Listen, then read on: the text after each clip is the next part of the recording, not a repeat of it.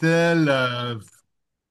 Oui, on va enregistrer le point de presse pour diffusion, comme on dit, plus tard, comme on dit. Donc, il faut que vous donniez votre accord là-dessus.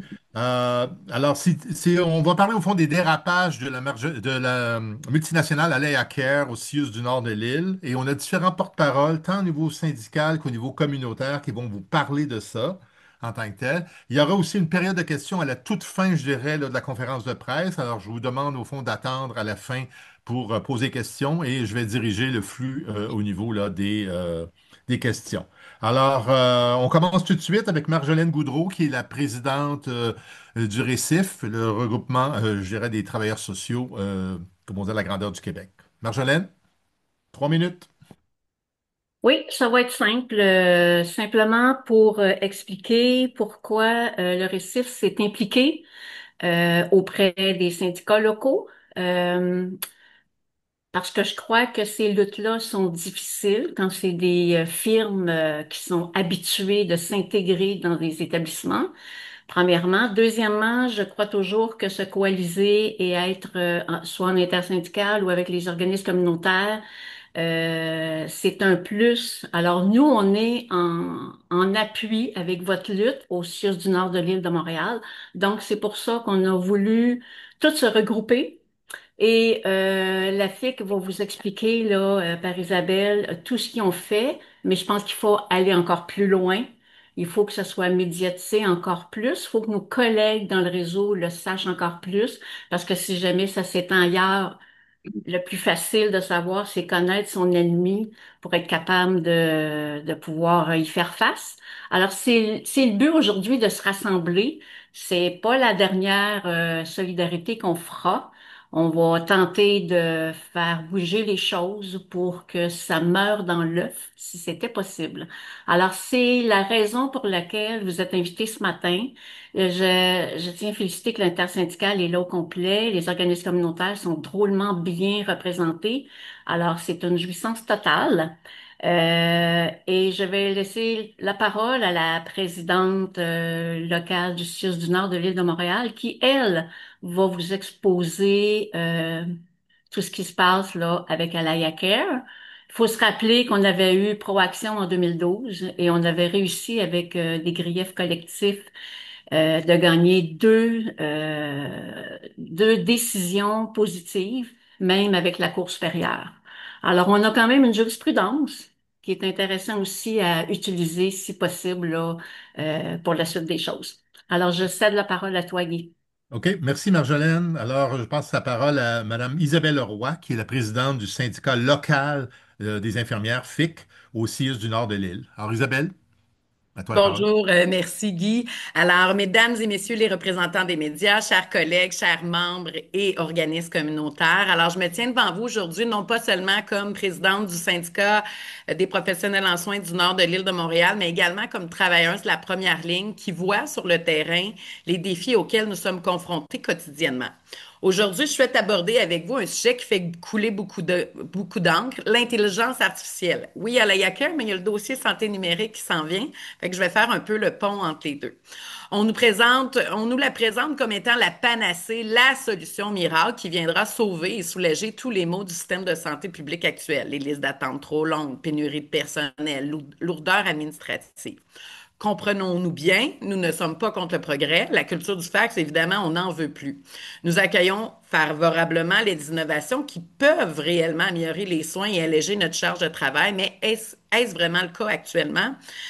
Or, on nous promet monts et merveilles, efficacité, diagnostic accéléré, personnalisation des traitements et optimisation des ressources. Mais du point de vue du terrain, la réalité est beaucoup plus nuancée que ça. Concrètement, ça veut dire quoi? Ben, au nord de l'île, nos établissements sont déjà sous pression. Depuis avril 2023, nos soins à domicile travaillent avec Alaya Care. Ça a été introduit sous forme d'un projet pilote qui a coûté très cher aux contribuables jusqu'à maintenant. Les enjeux soulevés depuis cette implantation sont nombreux et l'employeur est peu réceptif face aux problématiques soulevées. Cela est d'autant plus inquiétant à l'aube du déploiement du dossier santé numérique. L'implantation de l'intelligence artificielle ne peut se faire au détriment du facteur humain et nos conditions de travail. Elle ne doit pas être une autre solution improvisée ou précipitée, dictée par des impératifs d'économie à court terme. Notre position est claire, l'intelligence artificielle offre des opportunités indéniables, mais son déploiement doit être encadré, réfléchi et avant tout co-construit avec le personnel soignant sur le terrain.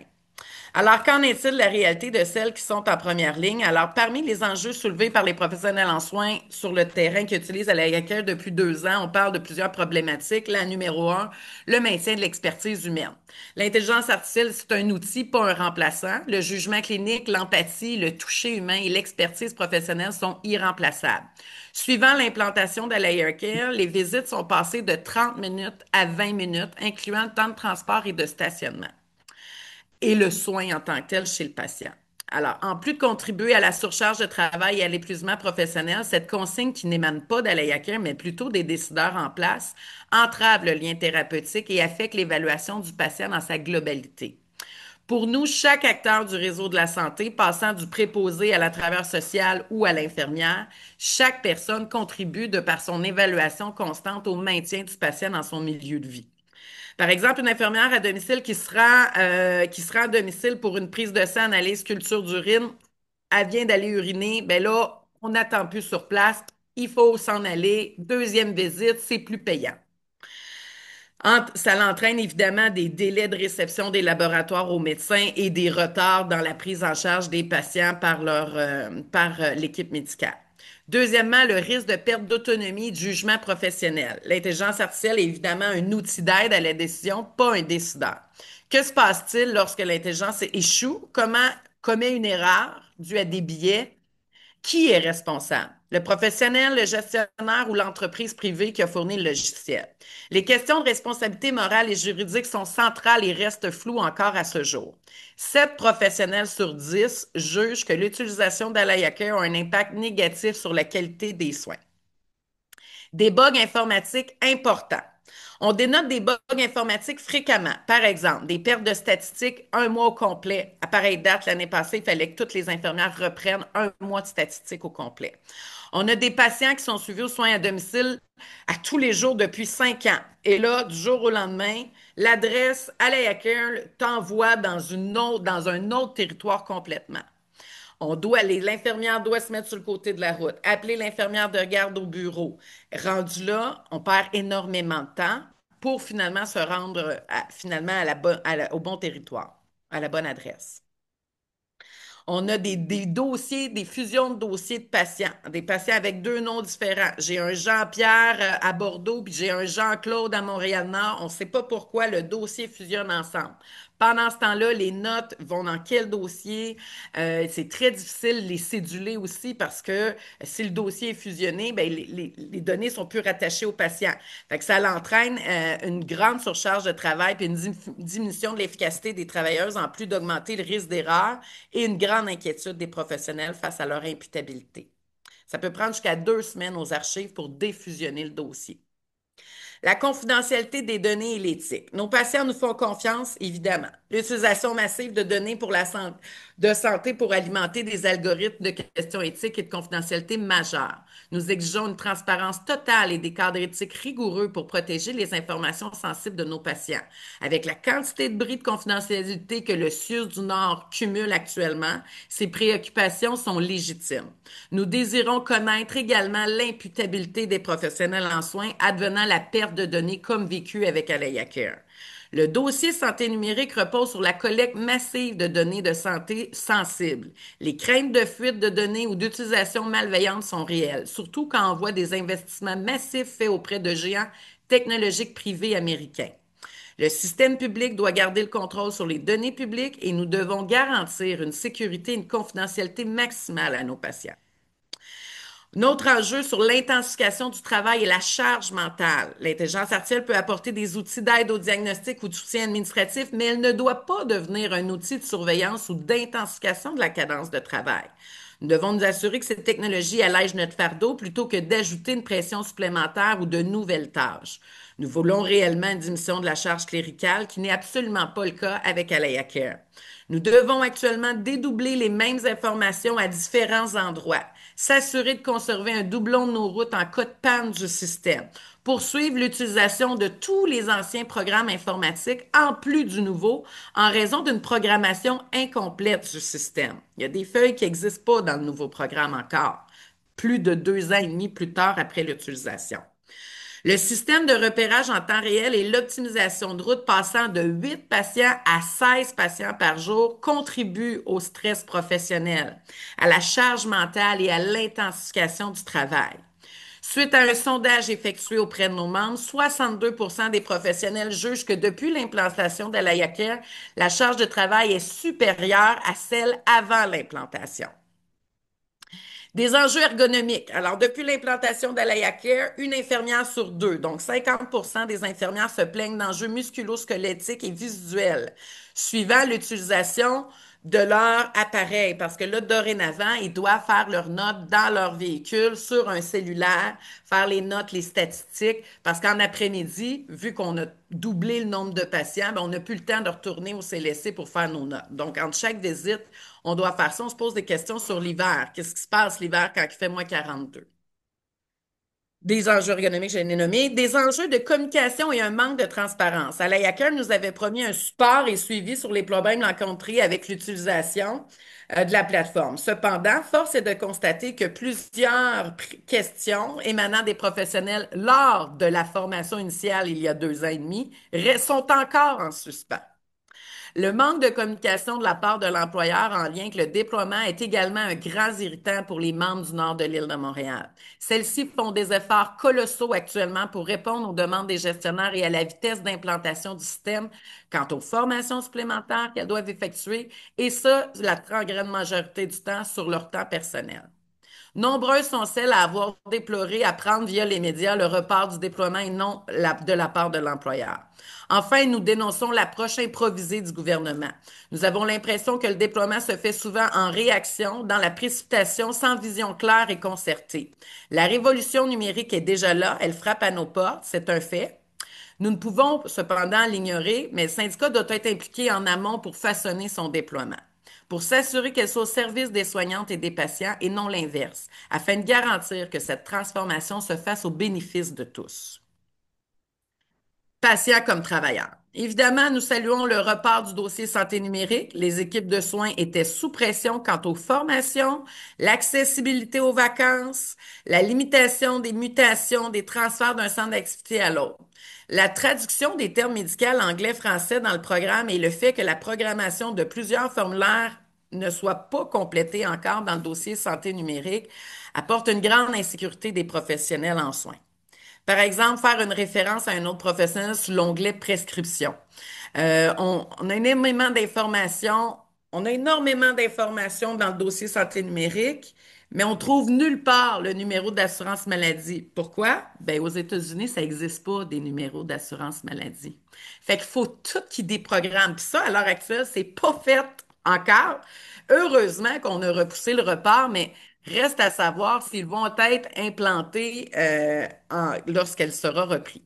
Nous demandons au gouvernement et au sud du nord de l'île de Montréal de mettre en place un véritable dialogue avec les professionnels en soins, une transparence totale, un encadrement éthique et juridique clair, définissant les responsabilités en cas d'erreur et protégeant le jugement du professionnel des soignants. Des investissements dans la formation et le support adéquat lors du déploiement, mais surtout un déploiement humain et une utilisation centrée sur des soins sécuritaires et de qualité. Une réorganisation des soins sera essentielle sur chaque unité de soins en lien avec l'utilisation des outils.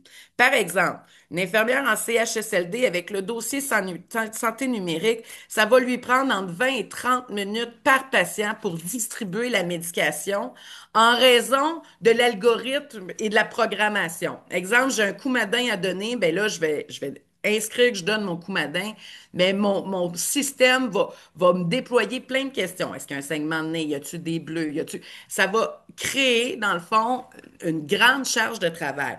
Si on calcule qu'une infirmière en CHSLD a 32 patients à sa charge, Si on calcule, ça prend entre 20 et 30 minutes par patient pour distribuer les médicaments.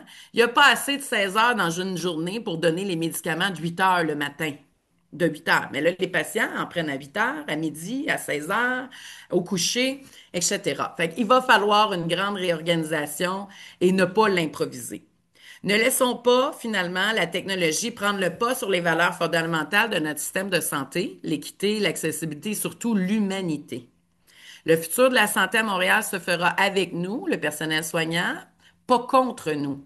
L'innovation technologique doit être un levier pour améliorer notre système de santé, pas un outil pour déshumaniser les soins ou précariser les conditions de travail. L'intelligence artificielle, à la Care dossier santé numérique, ne sauvera pas notre système de santé si nous oublions l'essence même de notre mission, le service public et la place centrale de l'humain. C'est ensemble, avec notre vigilance et notre engagement indéfectible, que nous allons façonner un avenir où la technologie est au service de la santé et non l'inverse. Merci. Est-ce- Merci Isabelle. Très bon speech en tant que tel là, sur les, les écueils que tu vois au niveau de la Yaker. Alors, je vais passer la parole maintenant à Madame Geneviève Lamarche, qui représente la Coalition Solidarité Santé. On le sait, c'est la grande coalition qui représente 42 organismes communautaires en santé et en services sociaux au Québec. Geneviève? Oui, merci Guy. Donc oui, Geneviève Lamarche, je suis la coordonnatrice de la Coalition Solidarité Santé. On a été fondé en 1991 et on représente aujourd'hui justement là une quarantaine d'organisations communautaires, syndicales, mais aussi citoyennes, qui elles touchent près d'1 million de personnes là, à travers le Québec. Puis nous, on défend ardemment le droit à la santé tel qu'il est défini par l'Organisation mondiale de la santé, là, à savoir le droit de jouir du meilleur état de santé physique et mental possible. Ça consiste pas seulement en l'absence de maladie. La santé, elle est définie comme un état complet de bien-être physique, mental et social. Nous, on refuse toute forme de privatisation des soins de santé et des services sociaux. Là, bien au contraire, on en défend l'accessibilité, l'universalité, la gratuité puis la gestion publique. La Coalition Solidarité Santé, elle se penche sur la question du soutien et des soins à domicile depuis quelques années. On a un comité de travail qui est composé de membres qui sont très mobilisés, qui n'ont pas attendu là, le dévoilement de la prochaine politique nationale de soutien à domicile pour rédiger des mémoires en vue de celle-ci, que je vous invite d'ailleurs à aller consulter sur notre site internet au cssanté.com. On a aussi participé autant que faire se pouvait aux consultations là, de la commissaire à la santé et au bien-être et de la ministre Bélanger. On a dénoncé à travers des lettres ouvertes là, dans les médias ce qui s'annonce entre autres là, comme une ouverture à la tarification des soins aux usagers, une ubérisation des soins, un peu comme on en parle, la détérioration de l'universalité de l'accès. Donc, sachant que le sous-financement du soutien à domicile au Québec, il permet en ce moment de répondre seulement à environ 10% des besoins, on peut s'inquiéter là, du désir du gouvernement de vouloir faire un virage majeur vers le maintien à domicile, mais sans prévoir un financement adéquat. On peut s'inquiéter d'une condensation des heures de soins offertes là, en soi-disant optimisant le travail et les déplacements avec les outils numériques dont on parle aujourd'hui. La privatisation des soins à domicile, c'est quelque chose qui nous inquiète beaucoup, autant au niveau du roulement du personnel, des potentielles formations incomplètes, puis des choix profitables là, qui pourraient être faits au détriment de la qualité des soins, là, par exemple faire 2 visites au lieu d'une. Euh, Quand un domaine est déjà sous-financé, c'est pas le temps de jeter l'argent par les fenêtres en envoyant ça au privé, à moins d'être à l'aise avec le fait que ce soit juste les gens plus fortunés qui y aient accès, là, ce que nous, on dénonce haut et fort. Les questions qui sont soulevées aujourd'hui par Isabelle Roy, là, puis je dis aujourd'hui, mais ça avait déjà été dénoncé il y a presque un an là, dans les médias aussi par Madame Roy, sont extrêmement préoccupantes. Puis nos membres, ils sont inquiets d'un élargissement de l'utilisation d'un logiciel comme Alaya Care ou de d'autres méthodes similaires qui viendraient contrôler leur temps et puis surtout leur enlever leur capacité d'utiliser leur jugement critique là, qu'ils ont acquis dans le cadre de leur formation, de leurs études, de leurs pratiques. Non seulement ça met une pression sur les travailleuses, les travailleurs, c'est un stress de devoir choisir entre offrir un soin de qualité, quand on sait ce que c'est un soin de qualité puis qu'on a l'habitude de le donner, ou cocher des cases dans un formulaire. Puis pendant que tu regardes ton cellulaire, là, c'est pas super le fun pour le patient, ça. C'est pas un contact de qualité. Est-ce que les soins sont au service des patients ou au service des logiciels? Est-ce qu'on est en train de robotiser les soins, de les déshumaniser? Il y a des critères de performance qui sont pas en phase avec la réalité. Ben ça, il me semble que c'est une thématique qui commence à être récurrente en santé et en services sociaux, notamment ces derniers temps. Bref, non seulement ça affecte les travailleuses, mais ça affecte aussi les soins et les patients. Moins de temps avec les patients, ça veut dire pas le temps de faire de la prévention, pas de temps d'être à l'écoute de cette personne qui voit peut-être pas beaucoup d'autres humains dans son quotidien. La machine, elle comprend pas ça, l'importance de la prévention puis du contact humain pour la santé. Elle comprend pas que la prévention, c'est un facteur d'augmentation de l'efficacité, que ça fait même faire des économies au réseau de travail en prévention. Donc, à toutes les fois qu'on détériore l'accès aux soins à domicile, c'est aussi sur les épaules des personnes proches aidantes que le travail retombe. Quand proche aidant il y a, parce que c'est pas toujours le cas non plus. Et puis sinon, ben c'est un retour dans le milieu hospitalier. Donc là, on tourne en rond. Euh, En vue notamment là, de la présentation de la politique nationale de soutien à domicile qu'on attend peut-être là, pour décembre, à la Coalition Solidarité Santé, on pense que c'est vraiment important d'avoir une discussion comme celle-ci dans l'espace public, de manière pour savoir sur comment les choses se passent pour vrai sur le terrain. Puis tu sais, le terrain, c'est le domicile puis l'intimité des gens. C'est quand ils sont à l'heure plus vulnérable euh, qu'on va leur donner ces soins-là. C'est important que ce soit fait humainement. Donc, merci beaucoup de votre écoute, puis on est en soutien là, avec les groupes qui participent aujourd'hui à la conférence de presse. Merci. Merci Geneviève. Très révélateur, merci. On va passer la parole maintenant à Mme Isabelle Audet, qui est la représentante des techniciens professionnels à la Fédération de la santé et des services sociaux, CSN. Alors Isabelle? Bonjour, merci. La Fédération de la santé et des services sociaux, CSN, est le plus grand réseau syndicat du réseau. Nous avons environ 145 000 membres dans toutes les catégories d'emploi partout au Québec. Moi, je suis la représentante des membres de la catégorie d'emploi qui regroupe les techniciennes et les professionnels, ce qui inclut par exemple les travailleurs sociaux, les physiothérapeutes, orthophonistes, archivistes médicales, pour en nommer quelques-unes. Et à la Fédération, nous représentons également des infirmières. À la 3S CSN, nous dénonçons fermement tout projet d'optimisation du temps et des tâches dans le réseau de la santé et des services sociaux qui vient ni plus ni moins brimer l'autonomie professionnelle des travailleuses et des travailleurs. Ce sont des humains que nous traitons, que nous accompagnons. Nous ne travaillons pas sur une chaîne de montage dans des usines. Il faut prendre le temps avec les usagers et s'ajuster en fonction de leurs besoins car nous faisons partie d'un système de soins. Ces méthodes de contrôle indues du travail, on a déjà vu ça et c'est nocif pour les travailleuses pour la santé, et pour les services. Revenant sur la décision en 2016 et 2017 de faire sortir l'outil de planification et de suivi de la performance ou le PSP provenant de la Proaction, nous voyons innombrables témoignages du plancher dénonçant à quel point les travailleuses vivaient de la détresse, qu'elles vivaient de la tension, de l'isolement, de la perte de confiance de soi. Cet outil censé améliorer l'efficacité et de gagner du temps a au contraire ajouté plusieurs niveaux de gestion et des objectifs irréalistes. Les travailleuses expérimentées ont été ignorées lorsqu'elles ont exprimé leurs préoccupations et ont été contraintes de douter d'elles-mêmes et de leurs compétences. Ce sont des outils qui ne sont pas développés à partir des besoins du personnel et qui tiennent pas compte des impacts, notamment l'accroissement des risques pour leur santé mentale vu l'augmentation du charge de travail. De mesurer et de quantifier notre travail, c'est vraiment en contradiction avec notre cœur de métier. Notre travail de soins ne peut pas être mesuré et réglé par des statistiques. Le gouvernement s'est essayé avec Proaction et s'essaye encore auprès des infirmières avec Alaya Care. Encore une mauvaise idée d'un gouvernement de comptables. de gestionnaires déconnectés de la réalité du plancher. Avec Proaction, il a été déclaré en arbitrage que l'employeur a porté atteinte aux droits des travailleuses. Et même l'employeur avait reconnu que de faire interférer un tel firme privée avec les intervenantes en ce qui concerne leur travail clinique sur le terrain était une erreur à ne plus refaire. À combien de reprises a-t-on besoin de revivre la même affaire attendant des résultats différents, voire favorables? Ce genre de firme, ce genre d'outils, ça n'a pas sa place en santé.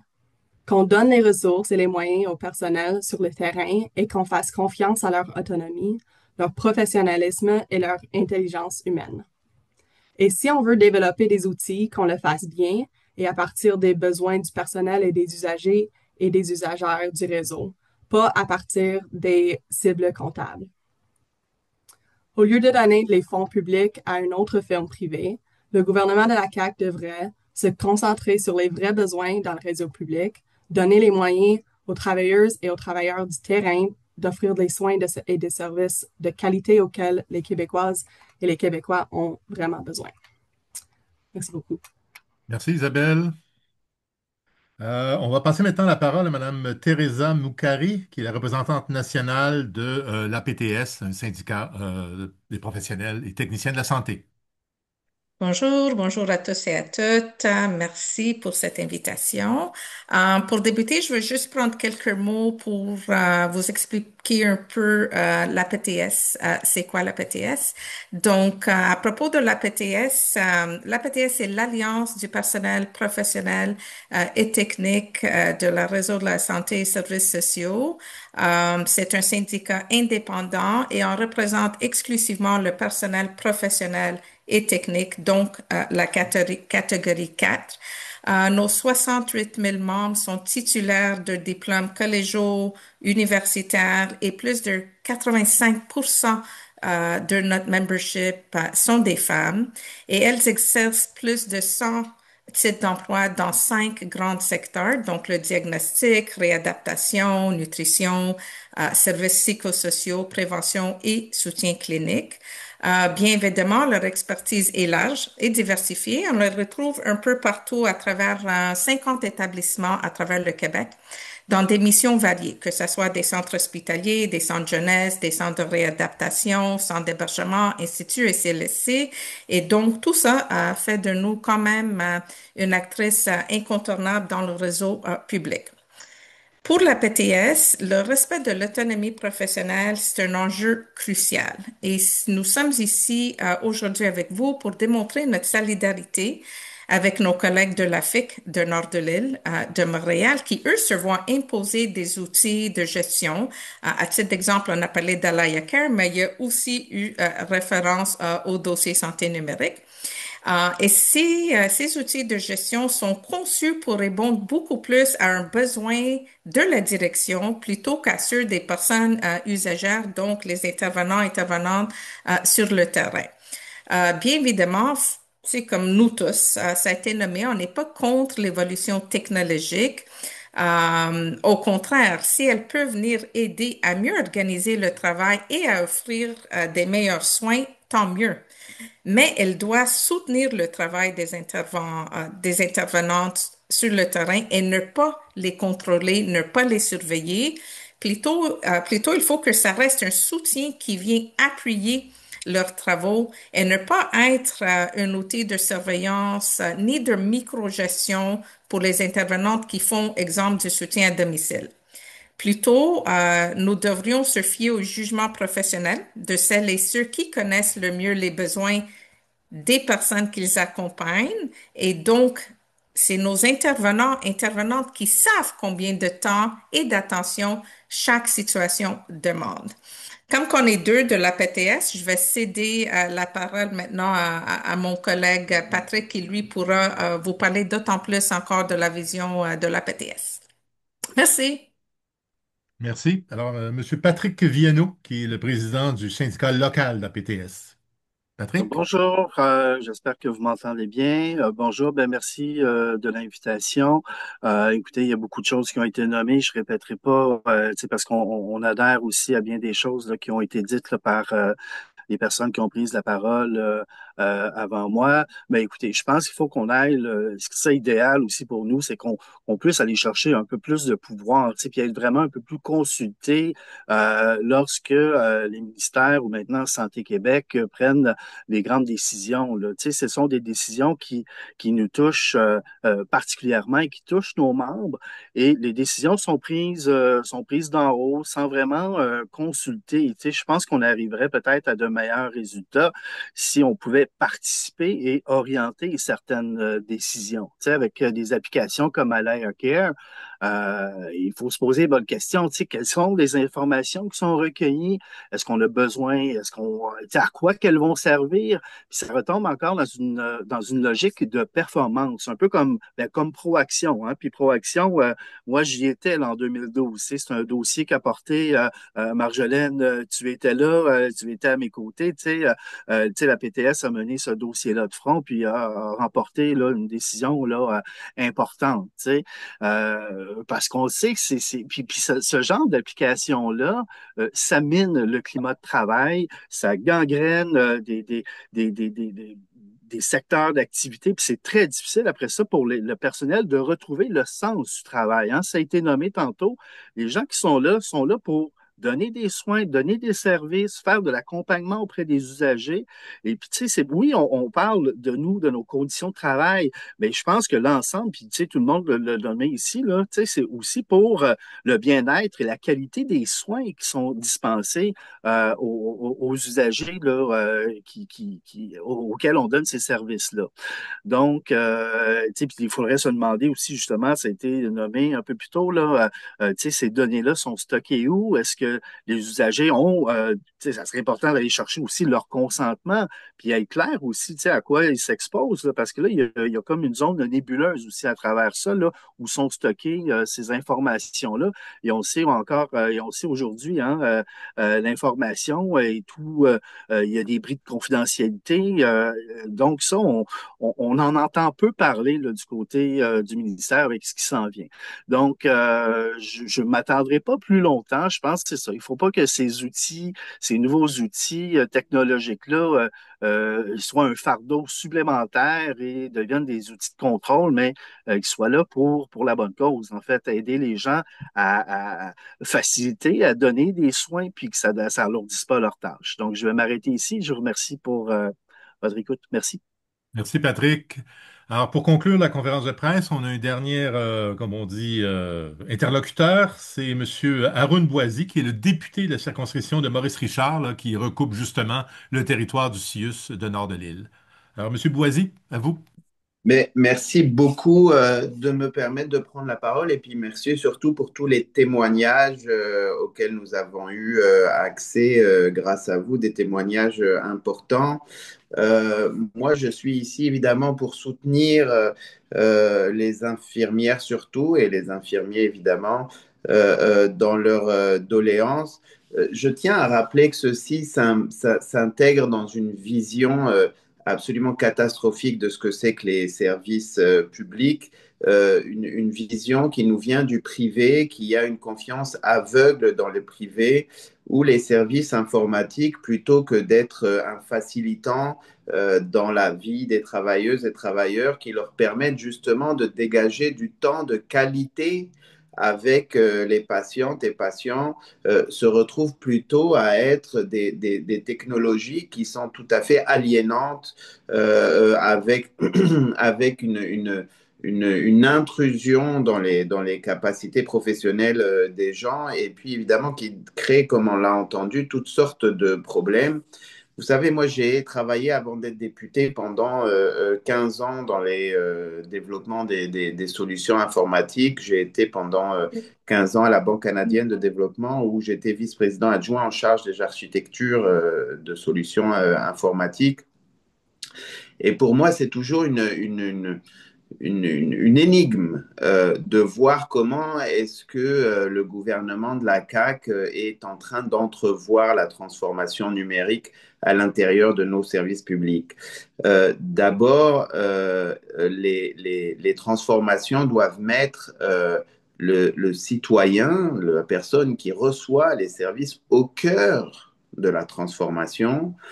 Et deuxièmement, il doit aussi mettre les travailleuses et travailleurs au cœur de la transformation. Or, dans ce qu'on voit avec un système comme Alaya Care, c'est exactement l'inverse qui a été mis parce que je ne vois pas comment est-ce que si on dit à un patient que vous allez recevoir un service qui est cantonné dans le temps et que s'il y a un autre problème qui est visualisé par l'infirmière qui vient vous rendre visite ou l'intervenante qui vient vous rendre visite, ben, elle ne pourra pas faire d'intervention ou de prévention que les citoyennes et citoyens seraient d'accord avec ça. Évidemment, on ne parle même pas ici de la situation de la personne intervenante en tant que telle. Je tiens aussi à dire qu'il y a des problèmes plus larges qui sont des problèmes de sécurité informatique. On n'en a pas parlé, mais Alayaker stocke les données des citoyennes et citoyens, les données de déplacement des travailleuses et travailleurs dans l'info nuagique d'Amazon, sachant que AWS, donc les services d'Amazon, sont assujettis au Cloud Act des États-Unis et que ces législations américaines permettent aux Américains, au gouvernement américain, d'avoir accès aux données personnelles en fait, à n'importe quelle donnée qui appartient à un être humain qui est stocké dans les nuages, dans les clouds de ces compagnies américaines-là, même si elles sont stockées à l'intérieur de nos frontières canadiennes, et ce sans en informer bien sûr la personne qui se fait voler ces données, mais sans en informer non plus ni l'hôpital ni le gouvernement. Et à nos yeux, c'est une question carrément de sécurité nationale d'arrêter d'utiliser tout système qui stocke des données des Québécoises et Québécois, aussi, en plus des données aussi personnelles que des données de santé ou même des données de déplacement, de GPS évidemment, des travailleuses et travailleurs. Pour finir, je pense qu'il est important, et vous l'avez dit avant moi, de dire que la transformation numérique est très importante pour la suite des choses. Elle est là, mais elle doit être au service de l'humain. Elle doit mettre le citoyen au cœur du processus. Elle doit mettre les travailleuses et travailleurs au cœur du processus et non pas mettre tous ces gens-là, que ce soit la prestataire de service ou la personne donc, qui reçoit ou qui donne le service, comme étant au service d'une intelligence artificielle tout à fait inhumaine qui envoie des gens, qui donne des limites et qui espionne les travailleuses et travailleurs sans leur donner confiance. Cette vision-là des services publics et des services de santé en particulier est tout à fait effrayante. Et je remercie vraiment les syndicats de se tenir debout face à cette transformation, sachant que malheureusement, on voit que c'est encore dans cette idéologie-là que les futures transformations numériques, entre autres au niveau du DSN et d'autres, sont en train de s'inscrire. Fait qu'on va suivre le dossier, on va continuer à vous soutenir à Québec solidaire. Merci. Merci, M. Boisy. Alors, on ouvrirait la période de questions. Je sais qu'il y a le journaliste Amine Esseguir qui est là aujourd'hui. Est-ce qu'Amine, tu avais des questions à Oui, un des absolument. porte-parole? Oui, oui, j'ai effectivement deux questions. La première, c'est que vous avez dénoncé, enfin, ça a été dénoncé, le programme à la Hacker il y a une année. Et je voulais savoir quelle a été la réaction du CIUS par rapport à cette première, comment dire, vous l'avez mis en lumière, la situation telle que vous la décrivez aujourd'hui, il n'y a pas de grosse différence. Donc, quelle a été la réaction du CIUS à ce moment-là? La deuxième question, elle est pour la FIC, c'est quand est-ce que vous commencez les négociations collectives les négociations pour votre convention collective? Ah, on va laisser Isabelle Leroy alors répondre. Isabelle, il faut que tu ouvres ton micro, Isabelle. Alors, bonjour, désolé. La réaction spontanée du CIUS, ben écoutez, c'est déjà des problématiques qu'on a dénoncées à multiples reprises. Les infirmières sur le plancher en parlent à leur gestionnaire. On a eu des rencontres fréquentes avec l'employeur pour parler des doléances. Suivant les dénonciations, là, il y a Eugénie aussi qui a fait un bel article là, dans le journal à Babar de mémoire, là, un journal plus gauchiste. Et suivant ces sorties médiatiques-là, ben, c'est le directeur, le PDG d'Alaya Care qui a communiqué avec nous pour une rencontre. L'employeur a eu vent de cette rencontre-là et s'est immiscé à notre rencontre. Je vous dirais que malheureusement, c'est lui qui a pris pas mal le lead de la rencontre. Et dans le fond, le PDG d'Alaya Care suggérait à l'employeur de nous intégrer dans les tables d'amélioration continue. Il y a des tables régulièrement à l'interne entre Alaya Care et l'employeur pour travailler sur la programmation. Et ça fait déjà plus ou moins 9 mois. On attend encore l'invitation. Fait que, tu sais, c'est des choses qui ont été promises devant le PDG en disant oui, oui, on va les implanter. Et ben, c'est jamais arrivé. L'invitation, malgré quelques relances, allez-vous nous inviter à participer aux tables? Puis finalement, ça a fini en étant, ben, c'est quoi déjà les problèmes? Ben là, c'est parce qu'on vous en a déjà parlé, tu sais. Fait que ça s'est pas mal arrêté là. Je vous dirais que là, actuellement, nos énergies, nos efforts sont vraiment dirigés dans le dossier santé numérique, considérant le déploiement imminent là, de ça et que ça va toucher à l'ensemble des salariés. Dans le dossier santé numérique, ça s'appellera plus le programme Alaya Care, le programme qui va optimiser les routes, qui va faire du système de repérage en temps réel. Ça va s'appeler Rover. Mais c'est dans le même principe, puis ça va être applicable à l'ensemble des catégories d'emploi, là, travailleurs social, physio, ergo, préposé aux bénéficiaires qui donnent des soins à domicile. Puis c'est vraiment ça a été vendu comme étant la solution pour optimiser les routes.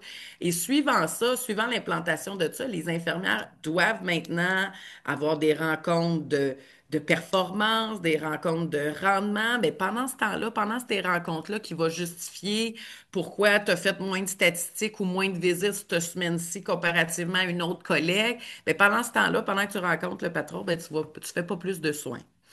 Alors, Et pour la deuxième question, Isabelle, je pense qu'Amine voulait savoir s'il y avait les conventions collectives locales qui étaient négociées. l'employeur actuellement a refusé de reconduire ou de rediscuter des arrangements locaux au niveau de la convention collective locale, mais qui va devenir une nationale, une convention collective nationale, parce qu'on est un seul employeur, ben là, je vous dirais que c'est vraiment plus le comité de négociation national qui va être en mesure d'expliquer un petit peu le calendrier des négociations là, à ce niveau-là. Mais à court terme, nous, au niveau local, au nord de l'île de Montréal, l'employeur veut même pas renégocier les arrangements locaux. OK. Merci, Isabelle. J'ai une question de Pierre Saint-Arnaud. Juste peut-être identifier votre média, Monsieur Saint-Arnaud. Avec la presse canadienne. Merci. J'ai plusieurs questions, là, mais je vais commencer par la plus innocente pour démontrer mon ignorance. Alaya Care, là, c'est censé faire quoi? Qu'est-ce que c'est exactement, là? Parce que je vous suis, j'ai l'impression que c'est juste comme une espèce de machine pour suivre les soins à domicile, mais c'est plus que ça, là. Isabelle? Alaya Care, c'est un programme qu'il fallait implanter soit dans nos cellulaires personnels ou ben, nous, massivement, au CLSC Montréal-Nord, on a dit qu'on voulait pas l'implanter dans nos cellulaires. Fait qu'il a fallu qu'ils nous fournissent des appareils mobiles. Fait que c'est un système de repérage en temps réel pour optimiser les routes. Semblerait-il, là, l'employeur, ben, ça a été vendu comme étant la solution pour diminuer tous les programmes qu'on utilisait. Parce que pour faire une note d'évolution, je suis infirmière, je vais à domicile pour faire le suivi de ma visite, pour faire ma note d'évolution, ma statistique, reprendre un nouveau rendez-vous, tout ça. Je dois jongler avec 4, 5 programmes différents. Fait que Alaya Care a été vendu comme étant la solution qui allait éliminer tous les programmes, puis que maintenant, on allait tout faire là-dedans. Les notes au dossier, les statistiques, les rendez-vous, etc. Cependant, force est de constater que dans la programmation dans laquelle je vous donne un exemple, les infirmières à domicile, les antibiotiques intraveineux, on donne de la chimio, des antibiotiques intraveineux à domicile, ben le formulaire n'existe pas encore dans la Care. Puis pourtant, c'est un formulaire qu'on utilise fréquemment, là, plusieurs fois par jour ou par semaine, dans plusieurs de nos patients. Et ce formulaire-là n'a pas encore été intégré dans cette plateforme-là, malgré 2 ans et demi d'utilisation de la plateforme. Fait qu'on doit encore ouvrir nos anciens programmes pour aller. Je fais ma note dans l'IACare, mais je vais aller faire ma note spécifique de mon formulaire d'antibiotiques dans l'ancien programme SIGESForm, etc. En tant que tel, euh, Semblerait-il que c'est parce que nous, au nord de l'île de Montréal, on a quand même 8 CLSC, dont 3 anciennes unités locales d'accréditation. Je ne veux pas trop complexifier les explications, là, mais Bordeaux, Cartierville, Saint-Laurent étant une ancienne unité, Onsic, Montréal-Nord, une autre unité, Villeray, Petite-Patrie, une autre unité, quand on a fusionné les CIUS en CIUS. Villeray, Petite-Patrie faisaient encore leurs notes leurs notes puis leur route à la main. Il aurait fallu, il y a 10 ans, quand on a fusionné en SUS, qu'il y ait une uniformisation des programmes qui étaient utilisés aux soins à domicile, chose qui n'a pas été faite. Et là, semblerait-il que c'est une volonté, que c'est avec cet outil-là que ça va uniformiser. Ceci étant dit, c'est incomplet. Il y a énormément de problèmes, de bugs informatiques qui est dénoté. Euh, c'est pas, ça nous rend pas plus fonctionnels, même au contraire, ça nous rajoute un petit boulet là, à la cheville. OK. Merci Isabelle. Juste pour informer M. Saint-Arnaud, Alaya c'est une multinationale qui est supposée apporter des solutions informatiques au niveau du réseau de la santé et des services sociaux. C'est OK. véritablement là, quelque chose complètement extérieur, je dirais, c'est privé. Et s'il y a un projet pilote au CIUS du nord de l'île, comme on dit, qui a été financé par le ministère pour, OK. soi-disant, améliorer les soins de santé. Je pense que c'est au niveau uniquement des personnes en perte d'autonomie, hein, Isabelle? Pour tous les soins à domicile, Soins à domicile, pardon. personnes âgées en autonomie, ouais, en perte Avez-vous une d'autonomie. deuxième question, M. Saint-Arnaud? J'en ai plus qu'une deuxième, là, si ça vous dérange Allez-y, on vous écoute. Allez-y. J'ai un sac à questions qui est rarement vide. Euh, Si ça marchait, là, est-ce que ça pourrait marcher? Ça pourrait-tu être utile? Je me pose la question là, parce que je comprends c'est quoi l'intention. Je comprends aussi que ça marche pas. Mais si ça marchait, est-ce que ce serait utile? Je veux dire, j'ai pas l'impression que c'est le genre de patente qui sert à autre chose qu'à suivre la performance. Parce que, je veux dire, améliorer l'efficacité, là, c'est une chose. C'est compréhensible de vouloir ça. Puis c'est compréhensible de croire qu'il y aurait des outils informatiques qui permettraient de le faire. Mais dans ce cas ici, là, pour ce qu'on veut faire, est-ce que ce serait possible d'avoir un outil informatique performant qui pourrait vous aider? C'est évident que si l'outil fonctionnerait bien, ou c'est plutôt comme je l'ai mentionné un petit peu dans ma prise de parole, c'est pas Alaya Care qui a imposé de rendre les visites à 20 minutes, là. C'est les dirigeants qui implantent ça dans ces équipes. Si l'intention était de nous aider, de nous donner effectivement des outils, un seul outil pour éviter d'utiliser tous les anciens programmes, si ça serait complet si c'était complet, excusez, là, si c'était complet, effectivement, ça serait un beau levier. Ce programme-là, un des effets positifs, c'était de créer une récurrence des rendez-vous. Au lieu d'aller sélectionner à chaque jour manuellement pour aller inscrire mon rendez-vous. Fait que ça, c'est sûr que c'est intéressant. Par contre, c'est qu'est-ce que l'employeur en fait, comment il veut l'implanter. Quand on parle d'optimiser les routes, ben, on n'a pas besoin de passer de 30 minutes à 20 minutes par patient. Le même temps alloué aux patients et pas nécessairement de doubler la quantité de patients par jour. Éventuellement, quand les salariés vont être plus à l'aise, peut-être qu'ils pourront faire une, deux visites de plus. Mais on ne parle pas de doubler tout, là. Fait que c'est sûr que si ça serait un outil, c'est ce qu'ils veulent en faire, dans le fond, là. Le repérage en temps réel, l'optimisation des routes, la standardisation des heures de soins. Dorénavant, une injection chez le patient, c'est 15 minutes, pas de minute de plus. Puis, on ne prend pas en considération que chez un patient, ça peut y prendre plus de temps à venir m'ouvrir la porte. Ça peut prendre. On standardise les nombres de. Dorénavant, un pansement normal, ça devrait prendre 20 minutes. Ouais, ben chez tel patient, ça m'en prend plus de temps parce que là, il est en fauteuil roulant, parce que là, il y a une jambe qui est plus enflée, qui est plus lourde à surélever. Fait on prend pas. C'est comme si on nous imposait une standardisation de soins, comme si chaque pansement allait se faire la même nombre de temps. On diminue l'autonomie professionnelle puis le jugement professionnel en standardisant des soins comme ça. Puis c'est exactement ça que Lean et Proaction a fait à une certaine époque, voilà une quinzaine d'années. C'est que dorénavant, on met un temps limite sur un soin. Ben, puis tu sais, dire que, ah, ben là, les infirmières auxiliaires, eux, ils n'ont pas besoin de plus de tâches. Ben, pourtant, c'est chaque professionnel, je l'ai mentionné aussi, que ce soit le préposé, le travailleur social, l'infirmière auxiliaire, l'infirmière clinicienne, la TS, chaque visite est l'occasion. Des fois, tu es la seule visite dans le mois du patient. Fait que si tu dis, ben là, j'ai 20 minutes, ben, parce qu'on a 20 minutes, mais ça inclut le temps de stationnement et de déplacement. Fait qu'en réalité, j'ai 15 minutes maximum auprès de la patiente, puis j'ai pas le temps. C'est à peine si nos professionnels en soins nous disent qu'ils se mettent pas des bouchons dans les oreilles pour pas entendre les autres problématiques, parce qu'ils ont pas le temps, ils sont minutés, ils sont chronométrés. Tu arrives à la visite suivante, si t'es 5 minutes en retard, le programme te le dit, ah, vous êtes en retard sur votre rendez-vous. Expliquez pourquoi. Ben, je suis en retard parce qu'il y avait eu un trafic, parce qu'il y a des travaux. Il peut avoir une multitude de raisons pourquoi je suis en retard. Puis il y a des fois que je vais devancer ma visite. Ah, ce patient-là, il m'a dit aujourd'hui qu'il quittait plus tôt parce qu'il y avait un rendez-vous chez le médecin. Fait que je vais faire ma visite en commençant. Vous êtes en avance sur votre rendez-vous. Expliquez pourquoi. Fait que là, il faut expliquer chaque tâche ou chaque décision qu'on prend. Qu'est-ce qui OK. arrive Attendez, quand Marjolaine on voulait sait? rajouter quelque chose. Je vais vous revenir, M. Cédron. Non, ça va? OK. Alors, troisième question, M. Monsieur Saint-Arnaud, Saint-Arnaud, il puis y je vais avait, passer la oui, qu'est-ce qui parole. arrive quand on arrive en retard, c'est ça? Qu'est-ce qui arrive quand vous remplissez pas là, les fameux critères là, qui sont comme, je comprends là, que ça a été totalement normé, là, ce qui n'a pas de sens, là, parce que deux patients, c'est des personnes différentes. Ça, je le saisis très bien, Oui. là. Il arrive quoi quand vous répondez pas à la norme imposée par Alaya Care, là?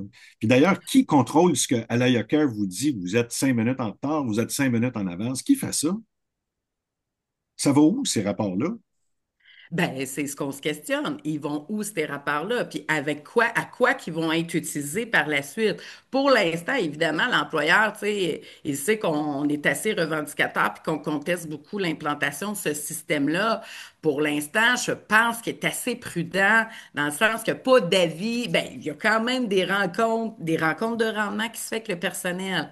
Là, on a eu, avant l'implantation d'Alayaka, on a tout eu, les professionnels en soins, des soins à domicile, une remise à jour des formations pour les statistiques. Bon, ben là, vous faites des statistiques vous faites une note puis une statistique quand telle affaire, vous en faites plus de telle affaire. Là, ça a fait diminuer un peu certaines statistiques parce qu'il y a des démarches qu'on fait sans nécessairement être en présence du patient. Communiquer avec le médecin, la pharmacie, etc. Bien, vu qu'on n'est pas avec le patient, on ne devrait plus le stater, on ne devrait plus le normer. Bien là, ça fait diminuer les statistiques. Puis après ça, on se fait rencontrer par les gestionnaires, dire, ben là, t'as pas rencontré assez de patients aujourd'hui, c'est un minimum de 4. Puis tu sais, éventuellement, nos craintes, c'est que ça se rende effectivement en mesure disciplinaire puis ça soit utilisé contre nos professionnels en soins. Bien, pourquoi elle est capable de faire 10, 12, 15, 16 visites par jour puis elle a eu le temps de prendre son dîner? Puis toi, tu le réclames ton heure de midi. Pourquoi? Si tu as de la misère à t'organiser. Souvent, au lieu de regarder un peu l'organisation du travail, on va aller individualiser la problématique à un individu. Puis le fait est, c'est qu'ils ont une bonne stratégie de nous isoler puis d'essayer de dire, ben regardez, là, c'est juste Montréal-Nord qui réagit parce qu'à Villeray, ça va super bien l'implantation. Puis finalement, quand tu vas voir Villeray, ils disent, ben non, ils me disent que ça va bien partout sauf à Villeray. Fait que le fait de nous isoler, de nous diviser, fait en sorte, puis qu'on soit sur 8 installations différentes, ça fait en sorte que ça diminue un petit peu notre rapport de force, là. Ils nous disent, quand on a réclamé à maintes et maintes fois que ça n'a aucun sens de standardiser les visites à 20 minutes, l'employeur nous répond, ben écoutez, c'est un humain qui le met 20 minutes. Non, le programme, là, il est settlé aux 20 minutes. Il a été programmé comme ça. Les visites sont aux 20 minutes. Si tu veux l'enlever d'être aux 20 minutes puis mettre plus de temps, tu dois décocher. Ben là, les gestionnaires nous rencontrent. Pourquoi lui, tu lui as donné plus de temps? Il n'y a pas de raison. Je veux que tu le remettes à 20 minutes. Fait que le discours, tu sais, ils contredisent eux-mêmes leur propre discours. Ils disent c'est un humain qui le sédule comme ça, puis d'un coup qu'on le sédule comme ça, ils te rencontrent après pour dire ben non, là tu vas le remettre à 20 minutes, puis c'est pas normal que tu as mis plus de temps. Fait que OK. les Ce que filles, je on comprends, parle de Isabelle, c'est mesures des critères de disciplinaires. performance, finalement. C'est des critères de performance tout le temps. Exact. Exact. Mais c'est pas nommé comme ça. Ils ont changé leur vocabulaire, hein. Ben Ils oui. ont appris de Lean Proaction, là. Ouais. C'est au départ, bon, on se rappelle avec Ligne Proaction, c'était du pointage. Ben, le bouton à la Yacker, quand tu arrives à domicile, tu dois peser débuter la visite, terminer la visite. Fait que ce temps-là auprès du patient, il est vraiment cumulé, euh, du moins, il est très bien documenté dans le programme. À une certaine époque, on voyait en temps réel, bon, ben, tel de mes collègues vient d'arriver chez Madame Gaudreau, elle vient d'arriver à telle heure, elle vient de sortir à telle heure, elle vient de faire sa note. On voyait l'ensemble des interventions que tout le monde faisait. Là, on s'est plaint de ça au niveau de la confidentialité en plus et tout. Là, on le voit plus, mais on le sait que les gestionnaires le voient. Ils savent exactement quand je fais ma statistique, il va y avoir une notification. Isabelle Roy vient de faire sa statistique à 10h27. 10h30, Isabelle Roy a fait sa note d'évolution. 10h50, elle a fait telle autre affaire. Tu vois, tout est documenté. Fait qu'après ça, évidemment, ça pourrait être des données qui pourraient être utilisées contre les professionnels en soins pour X raisons. OK. Oui. Le rêve de l'utilisation de l'informatique, c'est d'enlever de la paperasse. Oui. De votre côté, c'est-tu le cas? C'est-tu mieux? C'est-tu pire? Parce que au-delà de la paperasse, utiliser l'ordinateur ou l'application sur le téléphone, c'est quand même du temps, là. Ça se compare Effectivement. comment à ce que c'était avant que Alaya Care soit là? On n'a pas En moins de termes de gestion. paperasse. On n'a pas moins de paperasse, malheureusement, même qu'on en a un petit peu plus, parce que là, dans le fond, euh, mon ordre de déontologie, mon ordre professionnel prévoit que je dois remplir un plan thérapeutique infirmier. OK? Fait que là, je dois compléter mon PTI, qu'on appelle en termes nursing. Fait que je remplis mon PTI. Mais là, dans la YACARE, c'est pas un PTI, c'est un plan de soins qui appelle ça. Mais mon plan de soins, il n'est pas légal auprès de mon ordre professionnel. Fait que je dois compléter mon plan de soins qui redit essentiellement ce que mon PTI contient. Puis pour que je sois légal, je dois aussi glisser et joindre mon PTI dans les pièces jointes de mon patient. Fait que je dois remplir la même information, je dois le remplir dans le Cardex que je vais glisser dans mon dossier. Je dois remplir mon PTI, mon plan thérapeutique infirmier que je dois glisser dans mon dossier patient à l'AYA et je dois remplir le plan de soins d'Alaya Care. Quand vous avez dit là, au tout début que ça va coûter une fortune, ça a coûté Oui. combien, savez-vous? Bon, l'employeur, on a eu de la misère à avoir accès au contrat. Il y a plusieurs, même ma fédération, ont tenté d'accéder au contrat, mais ça semble problématique considérant que c'est une compagnie à numéro, puis que là, c'est un sous-contrat, un sous-contrat du ministre. Je crois même que Hugo du Journal de Montréal avait tenté d'accéder à l'information, puis il n'a jamais réussi. Mais l'info que j'ai eue entre les branches, on parle d'à peu près 2,5, c'était juste pour le projet pilote. Mais là, le projet pilote n'est plus. Il me confirme que le projet pilote a été renouvelé, mais c'est questionnable quand on sait que le dossier santé numérique est à nos portes. Pourquoi payer des millions dans une qu'on va transférer, là, que Alayaker n'existera plus. Il est appelé à s'effacer. Ça va être Rover dans Epic, dans le dossier santé numérique. Fait que pourquoi réinvestir? Pourquoi investir et réinvestir? Ben, si vous avez le montant exact, j'aimerais ça l'avoir, mais pour le projet pilote, on parlait de 2,5 millions. OK. Monsieur Saint-Arnaud, je veux juste Oui. vous arrêter parce que je veux voir si Monsieur Amin Seguir a d'autres questions. Amin?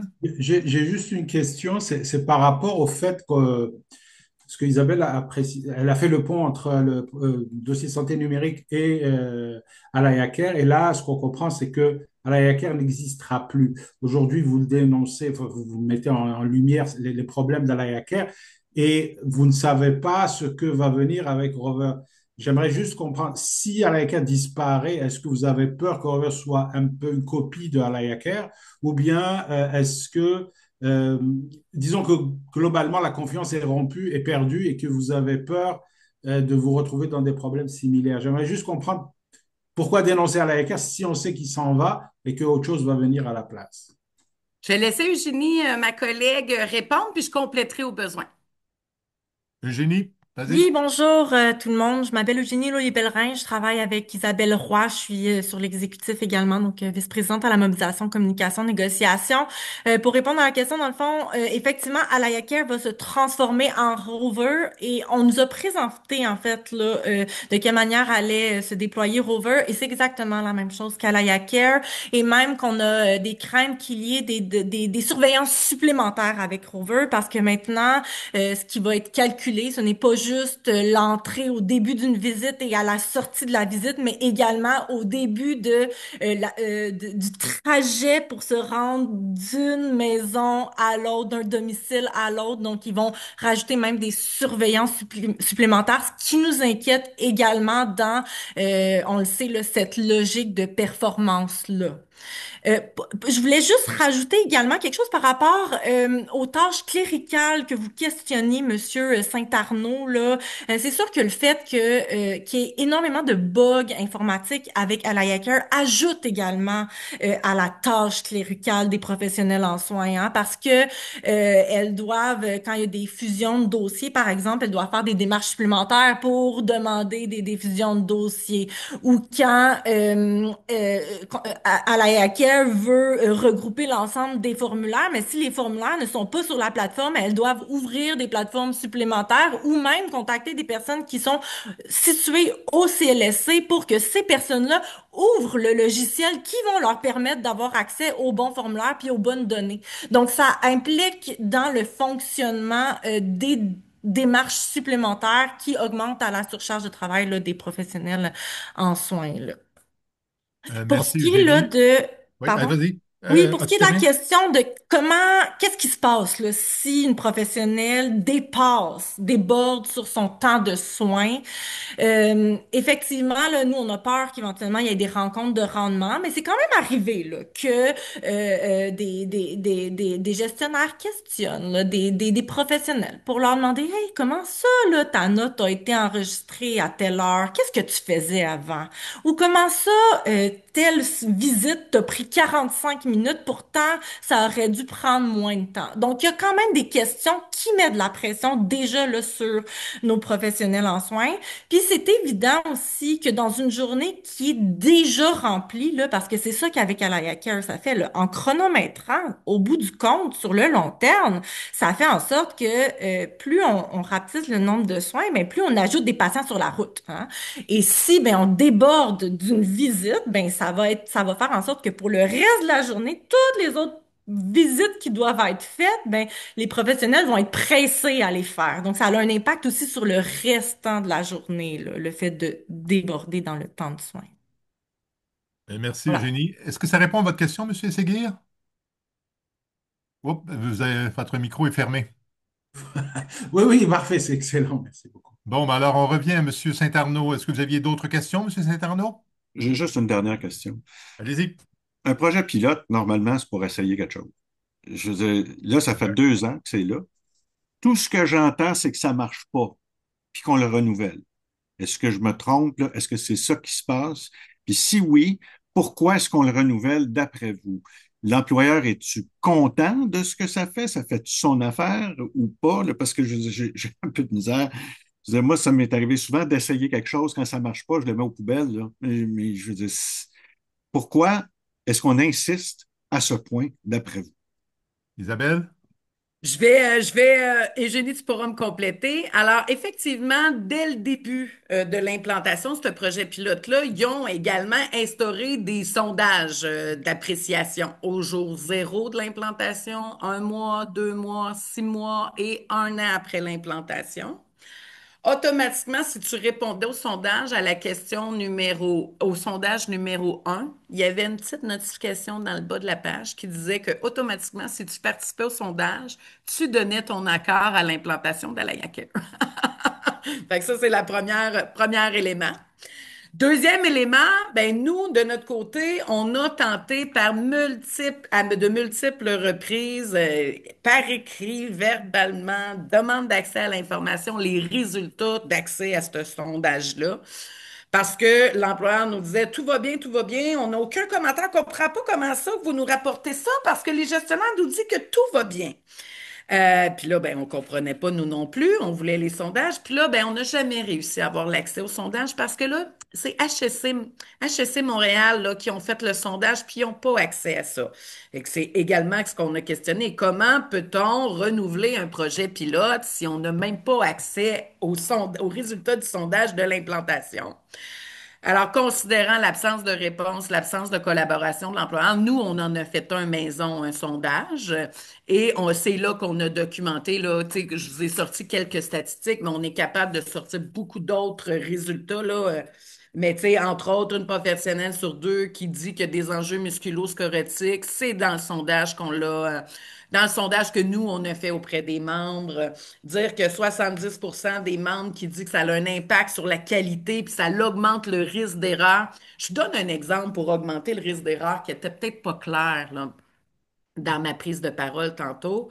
Ben, si, exemple, j'ai un patient que je vois 3 fois par semaine pour un pansement, lundi, mercredi, vendredi, mais que je lui donne aussi une injection de vitamine B12 une fois par mois. OK? Ce que ça fait, c'est que là, la récurrence de mon programme va créer mes 3 rendez-vous lundi, mercredi, vendredi. Ça va créer ça, là, pendant un an. Mais là, ma B12, là, elle va ressortir à chaque visite. Fait que ça l'augmente si l'infirmière est pas alerte, allumée, qu'elle n'a pas vérifié c'est quand la dernière dose a été donnée. Si l'infirmière, parce que là, quand on parle aussi de soins à domicile, de soins en général, on parle aussi beaucoup de stabilité, hein? On en a parlé pendant toutes les négociations. L'importance de la stabilité du personnel, ça fait en sorte que si je vois tous mes patients, moi, je le sais que ma B12 n'est pas à donner cette semaine, non. Parce que je le sais que je l'ai donnée là, la semaine passée, fait que je l'ai juste dans 3 semaines à donner. Mais quand c'est pas tout le temps la même professionnelle, ce qui est malheureusement le cas, dans les soins d'aujourd'hui, mais ça augmente le risque d'erreur parce que tu pourras, si tu fais pas comme il faut tes vérifications, tu pourrais avoir tendance à redonner la B12. Mm. Exact. Eh bien, je vais laisser Eugénie compléter si j'ai pas tout à fait. Eugénie, tu voulais rajouter quelque chose? Oui, ben, je voulais vous dire que c'était une excellente question, qu'on cherche nous-mêmes encore des réponses à pourquoi on s'obstine à maintenir une plateforme comme Alaya Care ou qu'on souhaite la transformer vers Rover. On se doute bien qu'il y a des enjeux de performance derrière ça, mais pour nous, même si on veut de l'efficacité de la part de l'employeur, pour nous, l'efficacité, clairement, nos critères d'efficacité ne sont pas les mêmes que l'employeur et clairement, ni Alaya Care, ni ce qui s'en vient avec Rover vont répondre là, à ce qui est important pour les professionnels en soins, mais également pour la population qui est soignée, là. OK, Merci, donc Eugénie. Il y a, efficacité n'égale pas qualité, là. C'est bien ce que je comprends. attendez, il y avait Teresa Moukari là, qui voulait répondre à ça. Madame Moukari? Ah, c'était pas pour répondre à ça. Donc, s'il y a d'autres personnes qui aimeraient ajouter à ça, moi, je voulais plus amener ailleurs. Tu sais, faut quand même se tenir en tête puis avoir le souci des risques psychosociaux au travail. On a parlé beaucoup tu sais, comment ça affecte au quotidien les intervenants, mais on le sait que un outil de gestion de ce type vient affecter directement l'autonomie professionnelle de nos intervenantes, que l'autonomie professionnelle est un risque psychosocial au travail, que déjà on peine à avoir, tu sais, le réseau de la santé et services sociaux publics, on va se dire, c'est pas le plus attrayant.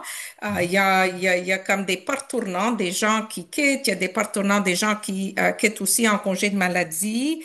Et on le sait aussi que une faible autonomie euh, décisionnelle au travail affecte la santé, affecte la rétention, puis on n'est pas capable de s'épanouir non plus au travail. Donc, faut quand même tenir en tête des actions plus concrètes puis mesurables sur les intervenants, mais il y a aussi d'autres facteurs puis des soucis qu'on devrait tenir en tête par ce type d'outils de gestion qui, on va se le dire, ça ne vient pas diminuer la tâche administrative non plus. Oui, il y a moins de papier, mais moins de papier ne veut pas nécessairement dire une plus faible tâche administrative. Donc, je pense que nos soucis vont plus large que juste l'effet immédiat sur les intervenantes sur le terrain. Ça, donc voilà, plus une vision globale aussi à ce sujet. Merci, Madame Moukari. Monsieur Saint-Arnaud, dernière question avant qu'on mette fin à la conférence? Non, non, je ferais juste un commentaire. Ce serait de dire, ce serait donc bien le fun pour tout le monde si toutes les patientes appareillent. Hein? Ah C'est ce oui. qu'on comprend, là. Standardisé, Ouais, exactement. c'est ça. Ben, je vous OK. remercie tout le monde. Je remercie mes porte-paroles. Je remercie tout le monde qui a participé de façon très intelligente et très adéquate. Alors, on va se revoir et puis ces choses-là, comme on dit, vont être diffusées là, tant au niveau de Facebook qu'au niveau de YouTube. Je vous remercie encore. Bonne journée. Merci. Au Merci revoir. beaucoup. Merci beaucoup.